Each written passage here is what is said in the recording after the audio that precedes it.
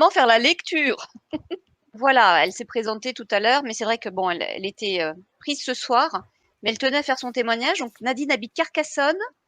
Je remercie Fred pour tous ces outils qui ont été d'une grande aide, des outils magiques et fabuleux que je souhaite partager avec les personnes qui ne connaissent pas encore et qui n'osent pas faire le premier pas. Aujourd'hui, tout va bien. Je suis devenue praticienne en soins énergétiques et sans tout ce travail que propose Fred, je n'aurais pas pu aider à mon tour, car il faut d'abord être bien soi-même avant d'aider les autres. Merci encore pour tout ça. Signé Nadine. Excuse-moi Fred, j'ai fait plein de choses pour me guérir, mais ça résonnait pas. Et ton enseignement, ça a été pour moi un déclic.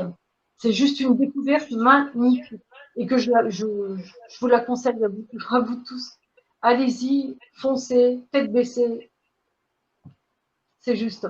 Et si vous hésitez, voilà, allez-y, n'hésitez pas vraiment. C'est pratique, c'est concret, c'est rapide, c'est vraiment chouette. Et je voulais vous remercier parce que c'est grâce à vous et c'était un super cadeau. Je vais vous partager mon expérience personnelle avec Fred.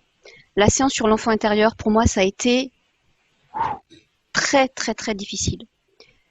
Très difficile, pourquoi? Parce que je pense que j'étais complètement coupée de cet enfant. Voilà. Très, très jeune, j'étais coupée de cet enfant. J'ai été très, très jeune adulte. J'ai élevé mes frères et sœurs. Voilà. J'ai été un peu la maman, le papa, enfin bref. Et quand Fred m'a fait ma séance d'hypnose, je n'arrivais absolument pas à connecter cet enfant. Et j'en étais malheureuse. Ce que tu dis, Françoise, ça résonne parce que ma mère était quelqu'un qui avait une psychose maniaco-dépressive. Et tout petit, j'ai été obligé d'être présent, de prendre les choses en main. Ouais.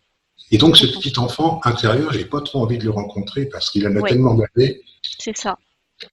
Eh ben, si tu veux, peut-être qu'il se montre pas à toi pour le moment. Et je dis bien pour le moment. Et pourtant, j'ai de la compassion pour lui quand même. Mais... Ouais, j'entends Pierre. Et tu es là, présent. Tu sens au fond de toi, tu m'en as parlé au téléphone, un besoin d'aller le connecter.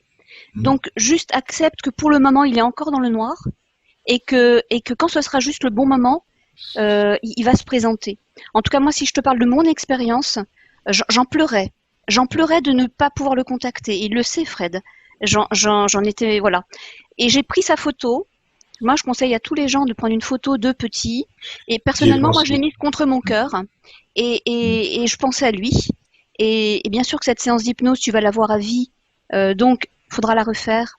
Et à un moment donné, tu vas voir que petit à petit, cet enfant qui peut-être a peur, ou peut-être que c'est toi qui as peur, enfin bref, c'est l'un ou l'autre, peut-être les deux, ben ils vont commencer à se rapprocher et pouvoir dialoguer ensemble. Voilà. C'est pas forcément pendant la séance d'hypnose première que ça se fait. En tout cas, en ce qui me concerne, ça ne s'est pas fait à la première séance. Ça s'est fait quelques temps après, et ça, par contre, ça a été extraordinaire quand ça s'est fait. Et je remercie encore Fred pour ça.